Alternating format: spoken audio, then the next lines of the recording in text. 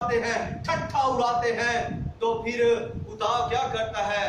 गज़बनाक होता है। यीशु मसीह ने शागिर्दों से कहा, जब यीशु मसीह यरूशलेम में दाखिल हुए आखिरी वक्त में, आखिरी हफ्ते में, तो यीशु मसीह से शागिर्द कहने लगे कि देखो खुदावंद इतनी बुलंद तरीन और खूबसूरत इमारतें हैं। तो यीशु मसीह ने कहा, यहाँ पर कोई पत्थर पर पत्थर बाकी ना रहेगा, क्योंकि जब तुम पर रहम किया गया तो तुमने अपने वक्त को ना पहचाना।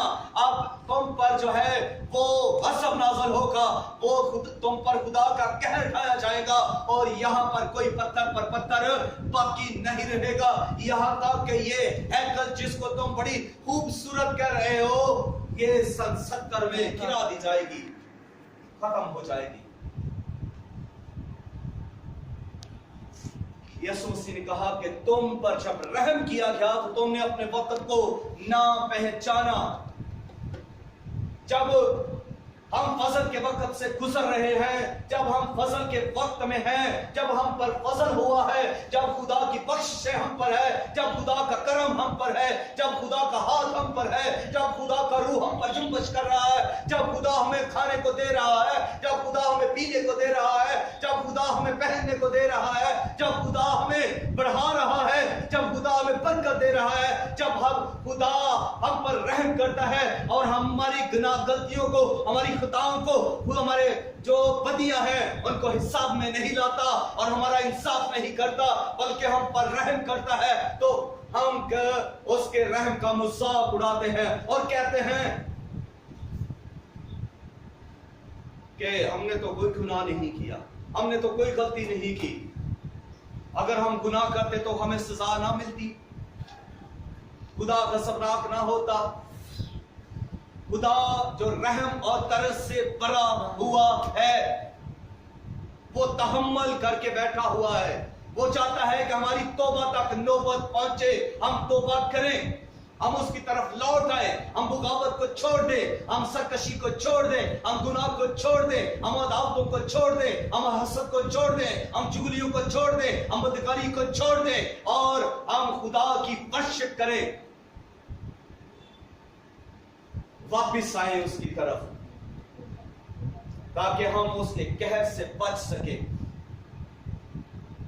ये जिंदगी जो है, पॉइंट आउट कीजिए इस पॉइंट को जो मैं अभी आपको बताने लगा हूं, ज़हन नशीन कर लीजिएगा। जब तक हमारी आखिरी सांस है, हम पर फजल है। जब तक हम पर हमारी आखिरी सांस है और हम खुदा के रहम के अंदर हैं, अगर हमारी सांस से निकल जाती है, हम मर जाते हैं, हमारी मौत वाक़या हो जाती है, हमारा इंतकाल हो जाता है और हम तौबा नहीं करते, तो हमारे लिए खतरनाक है, हमारे लिए भयानक है। हमने अपनी ये जिंदगी जिसके अंदर हमने ना इकरार किया है, ना तौबा की है, बेमैनी जिंदगी है, गलाजत से भरी हुई जिंदगी है, गुनाहों से भरी हुई जिंदगी है, जिससे खुदा को कराहियत है, खुदा को नफरत है। खुदा ने कभी गुनाह को पसंद नहीं किया, खुदा ने कभी नापाकी को पसंद नहीं किया, खुदा ने कभी भी बरगश्तगी की तारीफ नहीं की। और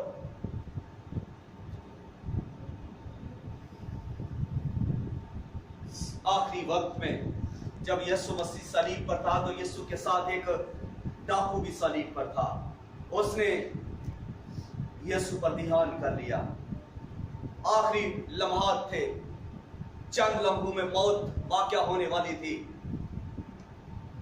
मरने को के करीब था। उसने यीशु को कबूल किया, उसने यीशु पर ध्यान कर लिया, और यीशु पर ईमान ले आया, उसने यीशु को अपना लिया। और बताना ये चाहता हूं कि सिर्फ और सिर्फ एक ही तरीका है, क्या आप खुदा के गज़ब से बच सकते हैं, और वो यीशु मसीह को कबूल करने से है, वो यीशु मसीह को अपना लेने से है, वो खुदा के बेटे यीशु को कबूल कर लेने से है। जो खुदा के बेटे को कबूल कर लेता है وہ زندگی میں داخل ہو جاتا ہے، وہ سزا سے نکل آتا ہے، وہ خدا کے غضب سے باہر آ جاتا ہے، اس پر خدا کا غضب نہیں آتا، کیونکہ وہ یسوع کے لہو سے دھل جاتا ہے، وہ یسوع کے لہو سے پاک ہو جاتا ہے، وہ یسوع مسیح کو اپنا لیتا ہے اور یسوع مسیح کو اپنا منجی مان لیتا ہے۔ اور جو یسوع مسیح کو اپنا منجی مان لیتا ہے، یسوع مسیح اس کے سارے گناہ اپنے اوپر اٹھاتا ہے اور اس سے گناہوں سے پاک کرتا ہے، اپنے لہو سے دھوتا ہے اور اس کو نجات بلکہ ہمیشہ کی زندگی بخش دیتا ہے۔ کیونکہ یسوع مسیح نے اسے کہا کہ تو آج ہی میرے ساتھ فردوس میں ہوگا۔ تو میرے عزیزو، اس کی زندگی کے اندر کتنے ہی گناہ کیوں نہیں تھے، وہ دوزخ میں نہیں گیا، وہ آگ میں جلتا نہ رہا، بلکہ وہ فردوس میں گیا۔ جب ہم بھی خدا پر ایمان لے آتے ہیں تو ہم نجات حاصل کر لیتے ہیں۔ اس لیے ہمارے پاس ایک طریقہ ہے تیاری کا، اور وہ ہے خدا کے بیٹے کو یہ قبول کرنا، اس کے لہو سے اپنے آپ کو دھو لینا۔ جب کوئی انسان مر جاتا ہے تو اس کے لیے واپسی کا کوئی راستہ نہیں ہے کہ وہ واپس آ کر توبہ کرے، خدا کے بیٹے کو قبول کرے۔ جب وہ مر گیا تو اس کے بعد جو کچھ اس نے کیا ہے اس کا اسے حساب دینا ہے، اس کا پھر جو ہے وہ فیصلہ ہونا ہے، اس کو خدا اس کی عدالت کرے گا، کیونکہ خدا وہ ہے جو ہم وقت دیکھتا رہتا ہے۔ خدا یہ دیکھتا ہے کہ ہم رات کو کیا کرتے ہیں، خدا یہ دیکھتا ہے کہ ہم پوشیدگی میں کیا کرتے ہیں، خدا یہ دیکھتا ہے کہ ہم کمپیوٹر پر کیا کرتے ہیں، خدا یہ دیکھتا ہے کہ ہم موبائل پر کیا کرتے ہیں، خدا یہ دیکھتا ہے کہ ہم پوشیدگی میں کیا کر رہے ہیں۔ خدا ہمارے ماضی کو، حال کو، مستقبل کو جانتا ہے۔ ہم جو گناہ کرتے ہیں خدا ابھی سے جانتا ہے۔ جب ہم مر کر خدا کے سامنے جائیں گے اس وقت پہلے سے ہمارے لیے جو ہے وہ فیصلہ ہو چکا ہوگا، کیونکہ خدا پہلے سے ہمارے سب گناہوں کو جانتا ہے۔ اور بائبل مقدس میں لکھا ہے کہ یسوع مسیح نے کہا کہ اس وقت خدا کیا کہے گا، اپنے بائیں والوں سے کہے گا کہ ملانو جاؤ اس ہمیشہ کی آگ میں چلنے کے لیے چلے جاؤ، اور جو اس کے مبارک لوگ ہوں گے، راست باز لوگ ہوں گے، ان سے کہے گا کہ اے میرے خدا باپ کے مبارک لوگوں، آؤ اس میراث میں داخل ہو جاؤ جو بنائے عالم سے پیشتر تمہارے لیے تیار کی گئی۔ فیصلہ یہ ہے کہ ہم نے کس طرف جانا ہے، آگ میں جانا ہے، گناہ اور بغاوت کو نہیں چھوڑنا، یا خدا کی ورشپ کرنی ہے۔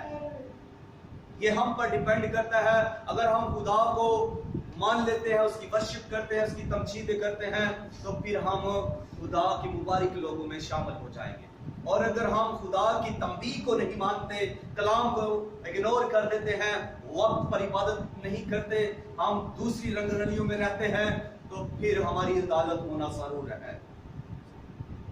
اور کئی مرتبہ ہماری زندگی کے اندر دیکھیں، ہم ورشپ بھی کر رہے ہیں، عبادت بھی کر رہے ہیں، جگہ جگہ ہم جا رہے ہیں، تو بھی گھاٹوں کے اندر، بیماریوں کے اندر، کمزوریوں کے اندر، بزنس فلاح، نوکریوں کے اندر جو ہے وہ کمیاں گھاٹے ہیں۔ اس کا مطلب ہے کہ کہیں پر ہماری خامیاں ہیں، کہیں پر ہم رونگ ہیں، کہیں پر ہم نے مسٹیک کی ہے، کہیں پر خدا ہم سے خفا ہوا ہے، کہیں پر بھی ہم نے اس کے رحم کا مذاق اڑایا ہے، ہم نے اس کو سیریس نہیں لیا، ہم فصل کا اکثر غلط استعمال کر جاتے ہیں، اور ہم کہتے ہیں کہ ہم فصل کے اندر ہیں. بے شک ہم فصل کے اندر ہیں. ہمارے لیے یہ موقع ہے کہ اس فصل کے اندر رہتے ہوئے ہم اس کے بیٹے یسوع کو قبول کر کے ہمیشہ کی زندگی حاصل کریں. آئیں اس کلام کے وسیلہ سے خدا ہم کو برکت دے اور سر کو جھکا کر دعا دے اور شکر گزاری کریں اس کلام کی. لیڈرشپ ٹیم ساری کھڑی ہو کر شکر گزاری کرے گی.